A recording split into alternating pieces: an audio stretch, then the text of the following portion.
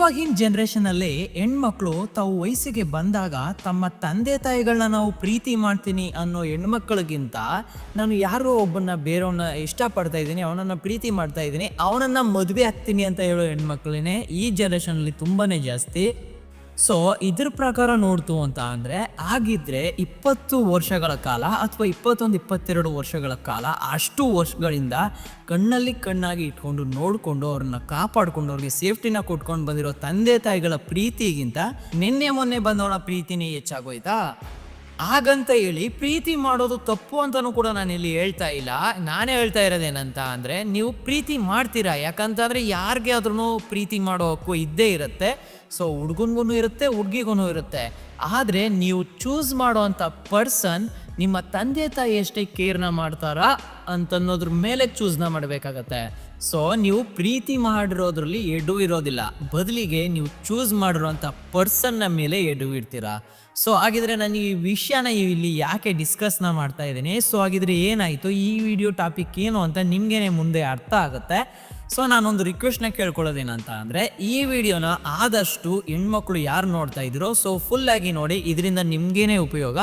So ಹಾಗೆ ನಿಮ್ಮ friends and ಫ್ಯಾಮಿಲೀಸಲ್ಲಿ ಯಾರು ವಯಸ್ಸಿಗೆ ಬಂದಂಥ ಹೆಣ್ಮಕ್ಳು ಇದ್ದಾರೋ, ಪ್ರೀತಿ ಪ್ರೇಮ ಅಂತ ಇದ್ದಾರೋ, ಸೊ ಅವ್ರಿಗೆ ಆದಷ್ಟನ್ನು ಶೇರ್ ಮಾಡಿ. ನಾನು ಮೊದಲೇ ಹೇಳ್ತಾ ಇದ್ದೀನಿ, ಈ ವಿಡಿಯೋದಲ್ಲಿ ನಾನು ಪ್ರೀತಿ ಮಾಡಬೇಡಿ ಅಥವಾ ಮಾಡಿ ಅಂತ ಯಾರಿಗೂ ಎನ್ಕರೇಜ್ಮೆಂಟ್ನ ಕೊಡ್ತಾ ಇಲ್ಲ. ಸೊ ಜಸ್ಟ್ ನನ್ನ ಕಂಟೆಂಟ್ನ ಮಾಡ್ತಾ ಇದ್ದೀನಿ. ಇದರಿಂದ ನಿಮಗೆ ಏನು ಪಾಠನ ಕಲ್ತ್ವಿ ಅಂತ ನಿಮಗೆ ಅರ್ಥ ಆಗುತ್ತೆ. ಸೊ ಮುಂದೆ ಏನು ಸ್ಟೋರಿ ಆಗಿದೆ ಅಂತ ಹೇಳ್ಕೊಂಡು ಹೋಗ್ತೀನಿ. ಹಾಗಿದ್ರೆ ವಿಡಿಯೋ ಒಳಗಡೆ ಎಂಟರ್ ಆಗೋಣವಾ? ಒಂದು ಹುಡುಗಿ ತುಂಬಾನೇ ಬ್ರಿಲಿಯಂಟ್ ಸ್ಟೂಡೆಂಟ್ ಆಗಿರ್ತಾಳೆ. ಅವಳೆಲ್ಲಿರ್ತಾಳೆ ಅಂತ ಅಂದರೆ ರಾಮನಗರದ ಮಾಗ್ನಿ ಪೊಲೀಸ್ ಸ್ಟೇಷನ್ ಹತ್ತಿರದಲ್ಲಿರೋ ಕಾಲೋನಿಯಲ್ಲಿ ಅವಳು ಇರ್ತಾಳೆ. ಹೇಳ್ಕೊಳೋದಕ್ಕೆ ಅವ್ರೇನೋ ಅವ್ರ ಅಪ್ಪ ಅವರು ಏನೋ ಅಷ್ಟು ರಿಚ್ ಆಗಿರೋದಿಲ್ಲ, ಅವರ ಫ್ಯಾಮಿಲಿ ಕೂಡ ಏನೋ ರಿಚ್ ಆಗಿರೋದಿಲ್ಲ. ದಿನ ಕೂಲಿ ಕೆಲಸನ ಮಾಡಿಕೊಂಡು ಅವರ ಜೀವನನ ಸಾಗಿಸ್ತಾ ಇರ್ತಾನೆ. ಏನೇ ಆದರೂ ಸರಿ ನನ್ನ ಮಗಳು ಒಳ್ಳೆ ಕಾಲೇಜಲ್ಲಿ ಸೇರ್ಕೊಳ್ಬೇಕು ಅಂತೇಳಿ ಅವಳ ಮಗಳನ್ನು ಒಳ್ಳೆ ಕಾಲೇಜಿಗೆ ಸೇರಿಸಿರ್ತಾರೆ. ಸೊ ಆ ಹುಡುಗಿಗೆ 18ರಿಂದ 19 ವಯಸ್ಸಾಗಿರುತ್ತೆ. ಸೊ ಅವಳೇನು ಮಾಡ್ತಾ ಇರ್ತಾಳೆ ಅಂತಂದರೆ BComನ ಓದ್ತಾ ಇರ್ತಾಳೆ. ಸೊ ಸದ್ಯಕ್ಕೆ BComನ ಸ್ಟಡಿ ಮಾಡ್ತಾ ಇರ್ತಾಳೆ. ಸ್ಟಡಿ ಮಾಡ್ತಾ ಇರಬೇಕಾದ್ರೆ ಅವಳು ತುಂಬಾ ಕನಸುಗಳನ್ನ ಕಟ್ಕೊಂಡಿರ್ತಾಳೆ. ನಾನು ಮುಂದೆ ಈ ಥರ ಓದಿ BComನ ಓದಿ ನಾನು ಏನೋ ಒಂದು ಜಾಬ್ನ ತಗೊಂಡು ತಂದೆ ತಾಯಿನ ಚೆನ್ನಾಗಿ ನೋಡ್ಕೊಳ್ಬೇಕು ಅಂತ ಕನಸನ್ನು ಕಟ್ಕೊಂಡಿರ್ತಾಳೆ. ಆ ಕನಸಿಗೆ ಅಡ್ಡಗೋಡೆಯಾಗಿ ಒಬ್ಬ ವ್ಯಕ್ತಿ ಅವಳ ಲೈಫ್ಗೆ ಎಂಟರ್ ಆಗ್ತಾನೆ.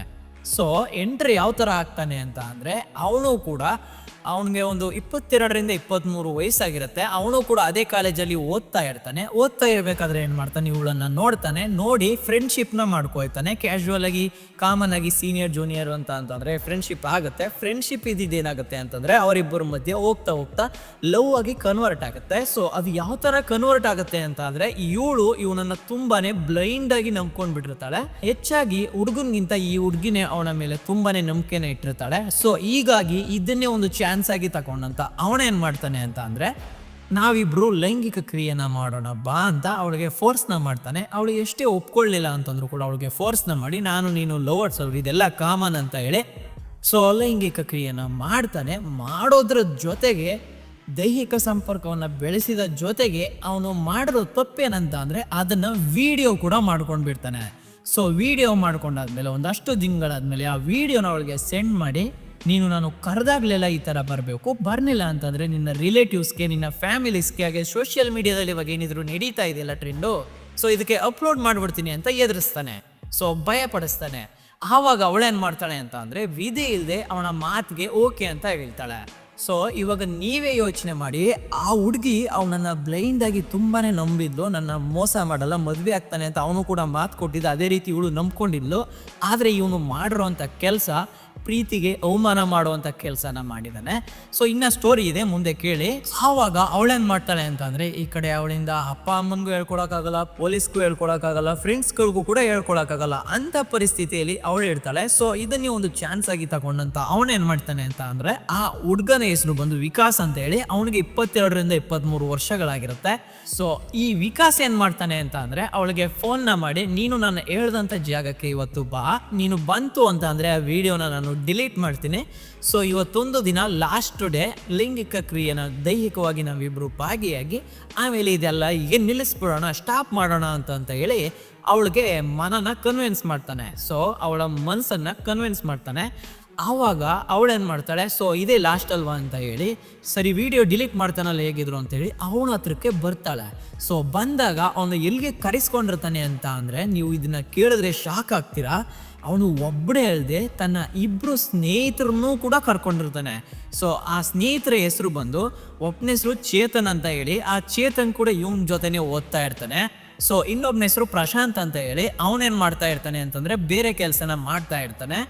ಸೊ ಆವಾಗ ವಿಕಾಸ್ ಏನು ಮಾಡ್ತಾನೆ ಅಂತಂದರೆ ಆ ಹುಡುಗಿಯರಿಗೆ ಬರ್ತಾಳೆ. ಬಂದ ತಕ್ಷಣ ನೀನು ಇವಾಗ ಒಬ್ಬನೇ ಅಂತ ಹೇಳಿದ್ದೆ, ಒಬ್ಬನಲ್ಲ 3 ಜನರ ಜೊತೆಯಲ್ಲಿ ಲೈಂಗಿಕ ಕ್ರಿಯೆಯನ್ನು ಮಾಡು, ಇದೇ ಲಾಸ್ಟು, ನಿಜವಾಗ್ಲೂ ಹೇಳ್ತಾ ಇದ್ದೀನಿ, ಪ್ರಾಮಿಸ್ ಇನ್ನೊಂದು ಸರಿ ಈ ಥರ ಎಲ್ಲ ಮಾಡಲ್ಲ, ಇಲ್ಲಿಗೆ ಲಾಸ್ಟು, ವಿಡಿಯೋ ಡಿಲೀಟ್ ಮಾಡಿ ನೀನು ಯಾರೋ ನಾನ್ಯಾರೋ ಅಂತ ಇದ್ಬಿಡೋಣ ಅಂತ ಹೇಳ್ತಾನೆ. ಆವಾಗ ಅವಳು ಅದರಿಂದ ಸರಿ ಆಯಿತು ಅಂತ ಹೇಳಿ ವಿಧಿ ಇಲ್ಲದೆ ಒಪ್ಕೊಳ್ತಾಳೆ. ಒಪ್ಕೊಂಡು ಅವರ 3 ಜನರ ಜೊತೆ ಲೈಂಗಿಕ ಕ್ರಿಯೆಯನ್ನು ಮಾಡಿ ಕೂಡ ಆಗುತ್ತೆ. ಆದರೂ ಕೂಡ ಇವರು ಅವಳಿಗೆ ಮೋಸನ ಮತ್ತೆ ಮಾಡ್ತಾರೆ. ಹೇಗೆ ಅಂತಂದರೆ ಅವಳಿಗೆ ಗೊತ್ತಿಲ್ಲದೆ ಇರೋ ಹಾಗೆ ವಿಡಿಯೋನ ಮತ್ತೆ ಮಾಡ್ಕೊಳ್ತಾರೆ. ಮತ್ತೆ ಮಾಡಿಕೊಂಡು ನೀನು ಈ ಥರ ಪದೇ ಪದೇ ನಾವು ಕರೆದಾಗ ಬರಲಿಲ್ಲ ಅಂತಂದರೆ ಇದನ್ನು ವೈರಲ್ ಮಾಡ್ತೀನಿ ಅಂತ ಅವಳಿಗೆ ಹರಾಸ್ಮೆಂಟ್ನ ಮಾಡ್ತಾ ಇರ್ತಾರೆ. ಸೊ ಇದರಿಂದ ಅವಳಿಗೆ ತುಂಬಾ ಬೇಜಾರಾಗಿ ತುಂಬಾ ನೋವಾಗಿ ಅವಳೇನು ಮಾಡ್ತಾಳೆ ಅಂತಂದರೆ ಆ ರಾಮನಗರದ SP ಕಂಪ್ಲೇಂಟ್ನ ಕೊಡ್ತಾಳೆ. ಸೊ ಆ ಕಂಪ್ಲೇಂಟ್ನ ಕೊಟ್ಟಾಗ ಆ ರಾಮನಗರದ SP ಏನು ಮಾಡ್ತಾರೆ ಅಂತ ಅಂದರೆ ನೀನೇನು ತಲೆ ಕೆಡಿಸ್ಕೊಳ್ಬೇಡ, ನಾನು ಇದನ್ನೆಲ್ಲ ನೋಡ್ಕೊಳ್ತೀನಿ ಅಂತ ಹೇಳಿ ಅವರು ಇದನ್ನೆಲ್ಲ ನೋಡಿಕೊಂಡು ಅವ್ರನ್ನೆಲ್ಲ ಪತ್ತೆ ಮಾಡಿ ಅವರ 3 ಜನರನ್ನು ಅರೆಸ್ಟ್ ಮಾಡ್ತಾರೆ. ಸೊ ಇಲ್ಲಿ ನಾವು ಗಮನಿಸ್ಬೇಕಾಗಿರೋದೇನಂತ ಅಂದರೆ ಇಷ್ಟೆಲ್ಲ ಧೈರ್ಯ ವಿಕಾಸ್ಗೆ ಎಲ್ಲಿಂದ ಬಂತು ಅಂತ ಅಂದರೆ ಅವರ ಅಪ್ಪ ಒಬ್ಬರು ಪೊಲಿಟಿಷಿಯನ್ ಆಗಿರ್ತಾರೆ, ಅಂದರೆ ಮಾಜಿ ಅಧ್ಯಕ್ಷರಾಗಿರ್ತಾರೆ. ಸೊ ಇದರಿಂದ ಅವನಿಗೆ ಇಷ್ಟು ಧೈರ್ಯ ಬಂದು ಇದನ್ನೆಲ್ಲ ಮಾಡೋದಕ್ಕೆ ಸಾಧ್ಯ ಆಗುತ್ತೆ. ಆದರೂ ಕೂಡ ಯಾರೇ ಆದರೂ ಕಾನೂನು ಅನ್ನೋ ಒಂದು ಚೌಕಟ್ಟಿನಿಂದ ತಪ್ಪಿಸ್ಕೊಳ್ಳೋದಕ್ಕೆ ಸಾಧ್ಯ ಇಲ್ಲ. ಎಲ್ಲಿವರೆಗೆ ಅಂತಂದರೆ ಈ ಥರ ರಾಮನಗರದ SP ಥರ ನಿಯತ್ತಿನ ಆಫೀಸರ್ಗಳಿರೋ ತನಕನೂ ಕಾನೂನಿನ ಚೌಕಟ್ಟಿನ ಕೈಯಲ್ಲಿ ಯಾರು ಕೂಡ ತಪ್ಪಿಸ್ಕೊಳ್ಳೋದಕ್ಕಾಗೋದಿಲ್ಲ. ಸೊ ಆ SP ಸರ್ಗೆ ನನ್ನೊಂದು ಸೆಲ್ಯೂಟ್. ಅವರು ಅವರ ಕೆಲಸನ ಶ್ರದ್ಧೆಯಿಂದ ಮಾಡಿದ್ದಾರೆ. ಯಾಕಂತ ಅಂದರೆ ಬೇರೆಯವರಾಗಿದ್ರೆ ಈ ಥರ ಮಾಡ್ತಾಯಿದ್ರು ಅಥವಾ ಹಣದಾಸೆಗೆ ಅವನ ಸಪೋರ್ಟ್ಗೆ ನಿಲ್ತಾ ಇದ್ರು ಗೊತ್ತಿಲ್ಲ. ಹಾಗೇನೆ ಇವಾಗ ನೀವು ಈ ಸ್ಟೋರಿನ ಕೇಳಾದ್ಮೇಲೆ ನಿಮಗೆ ಅರ್ಥ ಆಗುತ್ತೆ. ನಾನು ಇವಾಗ ಮೊದಲೇ ಹೇಳ್ದಂಗೆ ಕೊನೆಯಲ್ಲೂ ಕೂಡ ಹೇಳ್ತಾ ಇದ್ದೀನಿ, ಪ್ರೀತಿ ಮಾಡೋದು ತಪ್ಪಲ್ಲ, ಬದಲಿಗೆ ಅವನು ಆ ಪ್ರೀತಿನ ಪಡ್ಕೊಳ್ಳೋದಕ್ಕೆ ಅಥವಾ ನೀವು ಅವನಿಗೆ ಆ ಪ್ರೀತಿನ ಕೊಡೋದಕ್ಕೆ ಅವನು ಅರ್ಹನಾಗಿದ್ದಾನ ಅಂತ ಚೆಕ್ ಮಾಡಿ ಆಮೇಲೆ ಅವ್ರ ಜೊತೆ ಪ್ರೀತಿ ಮಾಡೋದು ಒಳ್ಳೆಯದು. ಸೊ ನಾನಿದು ಎಲ್ಲ ಪ್ರೇಮಿಗಳನ್ನೂ ಹೇಳ್ತಾ ಇಲ್ಲ, ಯಾಕಂತ ಅಂದರೆ ನಿಯತ್ನಿಂದ ಪ್ರೀತಿ ಮಾಡ್ಕೊಂಡು ಹೋಗುವಂಥ ಪ್ರೇಮಿಗಳು ಕೂಡ ಇದ್ದಾರೆ.